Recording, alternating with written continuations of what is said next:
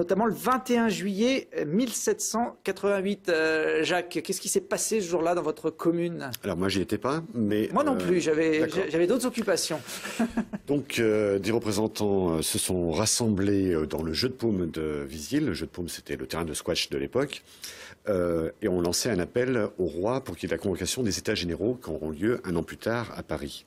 Donc le premier serment du jeu de paume a eu lieu à Vizille avant que le serment du jeu de paume, plus connu aussi, soit déclaré un an plus tard, en 1789. Donc les événements prérévolutionnaires ont commencé ici en Dauphiné, avec la journée des Tuiles à Grenoble, d'autres événements aussi à Romans. Et c'est un moment fondateur de la Révolution française et des valeurs républicaines qui vont naître de ce mouvement de la Révolution française. Alors, Vizille, berceau de la Révolution, est-ce qu'aujourd'hui, plus de 2 siècles après ces événements, la ville est encore marquée par cette histoire? Il y a évidemment le château qui est incontournable quand on va à Vizille. Il me semble que le château est relativement incontournable. Donc oui, la commune est toujours marquée par ces événements révolutionnaires et aussi, quelque part, par les idées que portait la Révolution française et qui sont toujours portées normalement au fronton de nos mairies. C'est-à-dire que les 3 valeurs républicaines, liberté, égalité, fraternité, ces 3 mots d'ordre ont été lancés pendant la Révolution française avant de devenir un siècle plus tard carrément inscrites sur le fronton de toutes les mairies. Donc il y a encore un peu de l'esprit de la Révolution française qui souffle sur Vizille. Bon, puis il y a ce musée, hein, qui est l'unique musée national consacré à la Révolution, qui se trouve dans une annexe du château. Il se trouve dans une annexe et dedans, donc c'est un musée qui est gratuit, soutenu par le département, donc à visiter absolument, parce qu'on visite le château et on voit de magnifiques toiles ainsi que d'autres pièces de collection. Bon, est-ce que les Visillois sont des révolutionnaires dans l'âme? Eh bien, ça dépend des heures. Mais oui, on n'a qu'à dire ça. Je ne sais pas ce que ça veut dire exactement aujourd'hui, être un révolutionnaire. En tout cas, il y a une tradition à Vizille depuis quelques années, c'est qu'on fête la Révolution, notamment au mois de juillet. Hein. Tout à fait.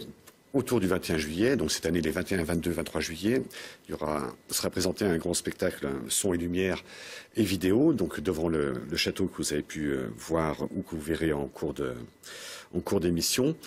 Et cette année, ce sont des titres de chansons pop que nous allons reprendre, faire jouer par 7 musiciens professionnels, donc en direct, et c'est avant tout un son et lumière. Ces morceaux, on ne les a pas choisis au hasard. C'est par exemple Phil Collins, Another Day in Paradise, qui parle de la solidarité entre les hommes. C'est aussi Bob Marley, quand il chante Get Up, Stand Up for Your Rights. Oui, je parle très très bien anglais, c'est une de mes qualités. Ouais, merci.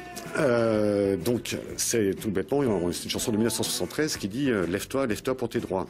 Et les droits, c'est ce qu'on a acquis avec la République, notamment la liberté d'expression, l'égalité entre chacun d'entre nous, et aussi... Tant bien, on l'entend là, Bob Marley, vous voyez. On est vraiment synchrone. C'est vraiment extraordinaire. Et aussi la fraternité dont nous avons plus que jamais besoin dans ce contexte que nous vivons. Il y a de la fraternité en étant témoin et en osant s'interposer quand on sent que quelqu'un subit de l'harcèlement. La fraternité, c'est aussi notre manière de dire qu'on doit essayer de vivre ensemble avec nos différences et vivre ensemble avec l'ensemble de nos qualités.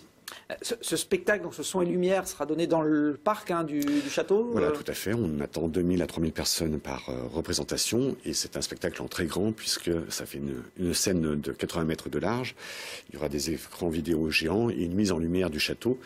Et pour terminer le tout, un bouquet de feux d'artifice, donc un son et lumière. Nouvelle génération qui sera présentée au public qui veut bien nous rejoindre. C'est le 21, le 22 et le 23 juillet. Les 3 soirées sont identiques? Les 3 soirées seront les mêmes. Avec sur l'affiche de nombreux chanteurs célèbres. Hein. On a parlé de Bob Marley, il y a John Lennon, il y a Jacques Brel et il y a Michel Berger. Je ne sais pas s'ils sont tous là. Jacques, je ne voudrais pas vous décevoir. C'est très drôle. Il y a certains qui ont aussi d'autres occupations. À ma connaissance, Jean-Jacques Goldman se porte bien. Oui, c'est vrai. Là, j'ai cité que les morts. Sera sur scène au mois de juin à Paris. Tears for Fears, merci pour eux aussi. Qu'est-ce que j'oublie? Il y a encore d'autres vivants qui sont interprétés. Mais on n'a pas choisi ces morceaux de musique au hasard, d'abord parce qu'ils sont connus par tous, et que, comme vous disiez tout à l'heure aussi, autre point commun, c'est dingue cette émission comme elle est bien faite, c'est que... Pas qui la prépare. Je sais pas, mais vraiment, je voudrais le féliciter moi-même directement. La musique, c'est un vecteur d'émotion qui peut nous être commun, quelle que soit notre langue, quelle que soit notre culture. La musique apporte une émotion, et là, c'est une émotion autour de valeurs fondamentales dont j'aimerais qu'elle soit universelle, mais pour l'instant, dans le monde, les valeurs de liberté, égalité et fraternité, je crains que ce ne soit pas totalement universel. Il y a encore un petit peu de boulot de ce côté-là. En tout cas, on retrouve également toutes les infos sur le site des Fêtes révolutionnaires de Visil.